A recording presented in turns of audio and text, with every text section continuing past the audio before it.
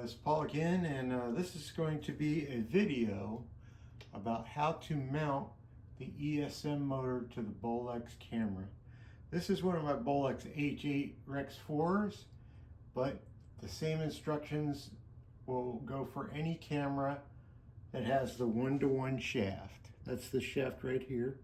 This is the 8-to-1 and this is the 1-to-1. If you don't have two of them, then this instruction is not for you. Okay? So mounting the ESM motor is very simple. You have to remove 1, 2, 3 screws. Okay? You have to dial this frames per second all the way up. All the way up. So what we don't want is the motor's governor competing with the motor, the electric motor's torque. So in order for the motor to run smoothly, it has to be in control of the camera. If you have this set to anything higher than the highest setting, then the governor is going to be dragging on the motor and causing it to use a lot more power and all that stuff. Anyway, the other thing you got to do is lock this.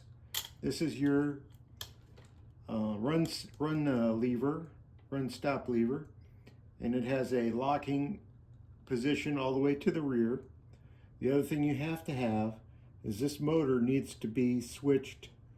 This is the spring motor control right here, and when it's in the down position, then it's disengaged from the Bolex internal motor. That is extremely important. If you try to run an electric motor with your Bolex while the motor's engaged, you're going to destroy it. I have a couple of cameras that I bought off of eBay, actually one camera, where the internal spring motor is destroyed because some high school football team, assistant coach was trying to film, use an M camera, left that engaged, put the motor on, somehow got it to run because the motors are keyed, so that really shouldn't be able to happen. The way they have it set up with the little holes and things, you should not be able to mount this motor successfully, but you can, I guess, because I've seen them broken. Anyway, let's move along, okay? Now that we all know how important it is to be sure that this lever is in the down position, okay, with the motor disengaged.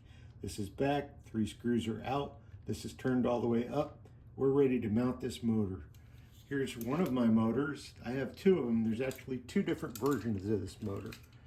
This is, this one has 2 types of connectors for the magazine, to run the magazine, and this only has 1. So this would be the earlier version, and this would be the later version. The other thing is, this has 4 pins in the outward position, so they're male pins, and this has 7 pins in the in position. They both have the 7-pin connectors on the bottom here. Okay, I'm hoping I can see this because I'm shooting this from a tripod while I'm holding this, and it's a little confusing. So they're 2 different things, and this one has a screw-in connector and a screw-in connector. This one does not. So this is the older version, and this is the newer version of the motor. Okay, I don't know what serial numbers, you'll have to look that up yourself. So today we're going to be mounting the older version of the motor. It really doesn't matter. They're both about the same. Other than the electrical, one of the electrical connectors is different, 2 of them. Okay, so we want to get the screws so they're moving freely. And this is your inching knob control.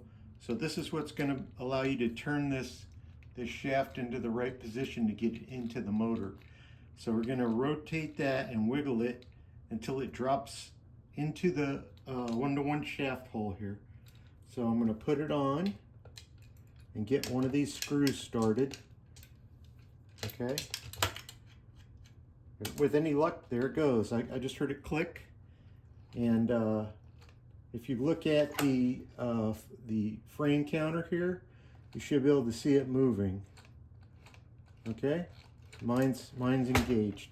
So then we want to run these screws, wiggle it, make sure it's in there, and run the screws down with your fingers. Okay, pretty simple. Run them down with your fingers all the way till they stop.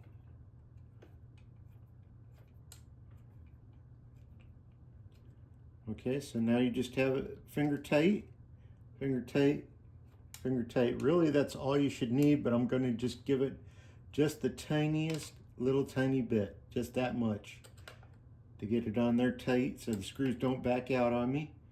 And there it is. You don't need to get the biggest screwdriver out of the garage and crank this down like 2-finger pressure, the smallest amount, just a little bit, okay? So now this is ready to run. Let me go grab my power supply and we'll run this motor real quick. Okay, so here's the plug I made to run, run the camera motor off my little power pack here. So let me put that in.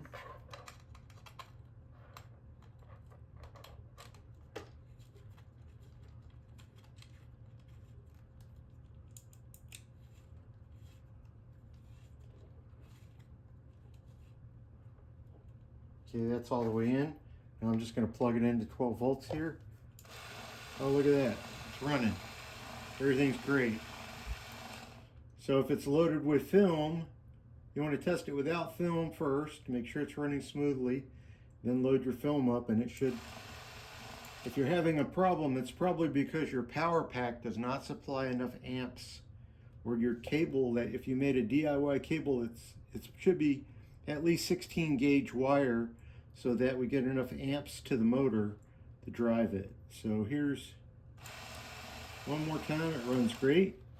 So if I wanted the crystal sync accessory, I would add that in there, and then we'd be good to go to shoot crystal sync with this 50-year-old double Super 8 H8 Rex 4.